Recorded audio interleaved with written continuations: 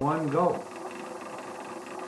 Hi, everybody. Welcome to the 5 minutes of Pro Line. I'm Dave Coaching. Just played on as well, and we've got a great weekend of action coming up with the NFL divisional round playoffs. What we play, we know the schedule in basketball. Not so much tonight, but plenty tomorrow, obviously. And NHL, you name it. There's something out there for everybody. Let's talk about what we've got going this weekend. Jim, what have you got? Well, I got a couple of college games up tonight, and I've got a play, at least one play at every NFL playoff game this weekend. Some games I have the side and total. Others I just have one or the other. So it's going to be an interesting weekend for me. There'll be a lot of cash flowing, and and the hope is that it flows back into my pocket multiplied. There you go. Yep. I've got one NFL game that's been up all week. I've lots of basketball. I've got one game up tonight, plus a free play that we'll talk about right here on the podcast in a moment. Had a winner with the free play yesterday in Western Kentucky. I did lose my match play yesterday on Washington State. They had a terrible second half, and we had a good-sized lead away against Stanford, but, I was on the wrong side of the game. It's simple as that. I think I've got it right side tonight, though. And you can get that game right now. My best bet for the night is available at jimfights.com. So, Jim, we've got a little weather issue this weekend in a couple of the NFL games. How does that factor in? Well, it factors in a lot. When you look at, there's three games that are being played outdoors, and each one of those games could definitely be affected by the weather. You're in cold weather cities at a cold weather time of the year. I mean, Pittsburgh and Philadelphia, they're both, definitely. I mean, I lived in Philadelphia a long time, and I know how bad the weather can be this time of year, and it's cold and breezy. And, of course, New England, we know what that's like. The only game that's not going to be affected by the weather is Minnesota. That game, by the way, has had the biggest line moves. So far, it's been all Minnesota money. It's up to 5. And we see 46.5 and 47. There's 147 out there as well. So it's quite... That is the only game that we really see the movement. The other game, we opened the line on this game. Let me get this for you right here. The line on this game, the total on this game, opened Atlanta 2.5 and 44.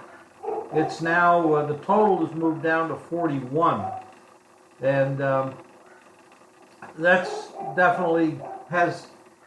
The situation there is Atlanta has been an under team all year. They've not been anything like what they were in 2016, 17. So you're looking at that, and then you have Foles as the quarterback on the other side of the ball, and you're not looking for a lot of points from him. So they've really adjusted that number down. I think they made a bad number in the first place on that game. The Tennessee New England game has been a pretty, 13 and a half has been the total. Not the total, but the line. But the total has gone a little bit up from 47 to 48. That's consistent. That's out there. 48 is out there now. You've got nothing. There's really no line movement at all in the Jacksonville-Pittsburgh game. It's 7. A lot of people thought it was going to go up, but the weather's going to be cold. Jacksonville is, really solid defense, and nobody's really going crazy with this game. There's a little bit of favoritism, 7 minus 15, 7 minus 12. I don't know I don't think you're going to see 7.5 on a solid basis. I think every time it shows up, it disappears.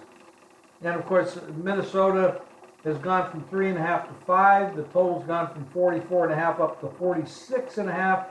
And there's one big store. It's actually a big store at 47. That's pretty much it. Yeah, the Minnesota injury, the New Orleans injury are definitely contributing to the line movement in that game.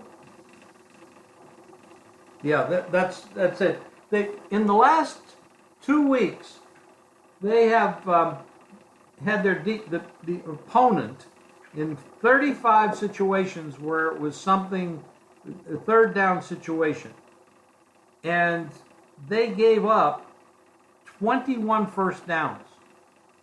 Yeah, it's not good. I mean, 21 out of 35 conversions for their defense. So the injuries they have on defense, the Saints we're talking about here, are pronounced. And then last week they lost either their best offensive lineman or their second best offensive lineman. I think he's the best offensive lineman they have. So they're damaged. They're damaged goods coming in here. Now, they got away from the running game last week because Carolina stopped their running game, and they had to depend on Drew Brees to win the game for them, and he did. He had a remarkable day, but I don't think you can expect that all the time from a quarterback. I mean, he wasn't missing anybody, and that was a remarkable day for him. He's a great quarterback, and there's no question he can do it again, but most of the people are betting that it won't happen. So the line is up to 5 and 46.5 or 47. Let's talk about the college basketball play for tonight that we're looking at during the podcast. It's the Ohio Kent State matchup. And the thoughts of this game, neither Ohio nor Kent State has enjoyed the level of success they expected, at least to date this season. My feelings are that the Bobcats still have a higher ceiling inside next year. Tonight's game figures to be tight. I'm willing to pick them, so that's, kind of an obvious statement. One of the things I do is head-to-head each category matchup. And I think if those are an indicator, this is the game the visitors have a real good chance to pull out. I focus on 5 offensive and 5 defensive stat lines to big comparisons. And then after that, I'll also factor in strength of schedule because, with the majority of the season to date games still being non-league flashes, that's an important variable. Can eliminate some games where the stats might be skewed due to a big difference in the quality of the competition. Well, as for this game, Ohio wins the head-to-head category matchup for the most part, and the strength of schedule of the season is about even between these two squads. I should point out that since league play got underway, both the Bobcats and Golden Flashes have subpar numbers, and there's little to choose between them, but that's only on 3 games. I'm looking more on the full season. And as far as that goes, the Bobcats appear to have a pretty substantial advantage. Series history favor Kent State, but I'm not a big history guy, and I'm going to go with what I think are the more important numbers. Those belong to Ohio University. Let's pick them Ohio University to play. And that's it. Well, once again, I've got my best bet for the night in college basketball is up right now at JimFights.com. As of now, that's all I've got. I like the pre-play, obviously, but I don't have any NBA or NHL as of now. And I've got the NFL game up for the weekend as well. Jim, let them know what you've got too. Well, I have a bonanza up there. The NFL, I have at least one play in every game. In some cases, I have the side and total. So you really want to go to the website and pick those up. And pick up Dave's plays. I have 2 plays for tonight in college hoops. Also, NBA is up there too.